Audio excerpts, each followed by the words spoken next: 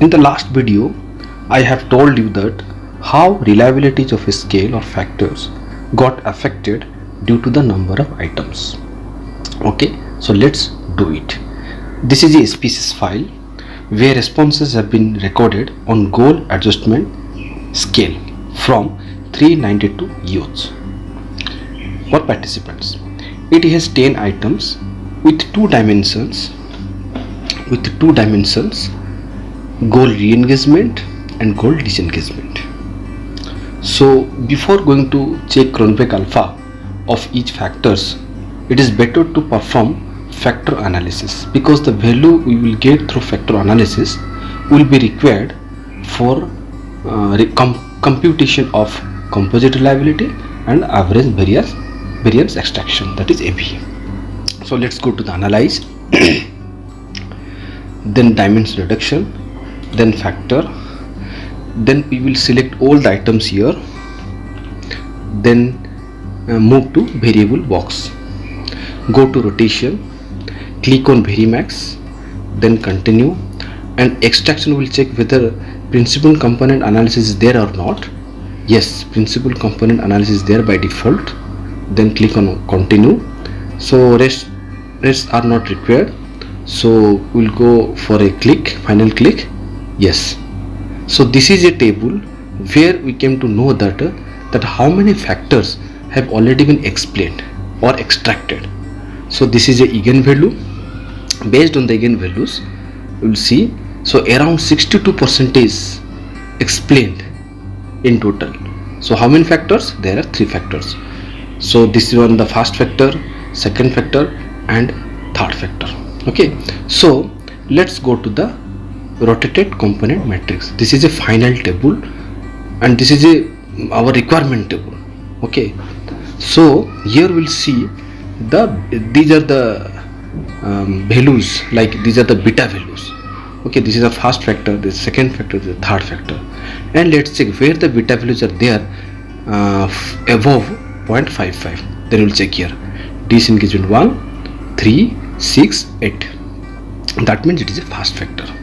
Then re-engagement 4, 5, 7, all are above of 0.5. This is also second factor, and third factor comprising like 2, 9 and 10. So this is a third factor. So now we will check the component analysis, Cronbach alphas of 3 factors, and remember that so actually the second dimension, third dimension, it is already been got through the re-engagement scale only. But though it has originally it is only one dimension, that is re-engagement, but anyway it is a data that it may have some different issues, but anyway I got here 2 dimensions from that re-engagement only. So for your understanding purpose, so this is re-engagement 1 and this is a re-engagement 2 and this is a finally disengagement. Okay, let's do for Cronbach alpha. Go to analyze, then scale reliability analysis. First we'll check the first factor, disengagement 1, 3, 6, 8. Okay, so click on statistics, scale if item deleted, click on it. Why I will click it? Because this will show you whether if you delete any one of item, what is the impact of the reliabilities of the particular scale. That's why I clicked on it, then click on continue, then okay. So just some mistakes are there I think, because it's a 5 items. Okay, so let's do analyze, then scale. Okay, re-engagement already been come, so no need. Now we'll check. Okay, fine. So this is a 7.779 with 4 items. Okay, so you check here. Okay, so these items, if you delete this item, then you will get this Cronbach alpha, and you check it. If any one of item if you delete, whatever Cronbach alpha you will get, that is less than 0.78. Okay, let's move the another calculation. Okay, scale reliabilities, so move. Okay, then 4, 5, 7. Okay, so yes, 0.750 with 3 items, and C all are less than 0.750. Okay, got it? Then we will do the another one, scale liabilities analysis. Then we'll take the items 2, 9, 10.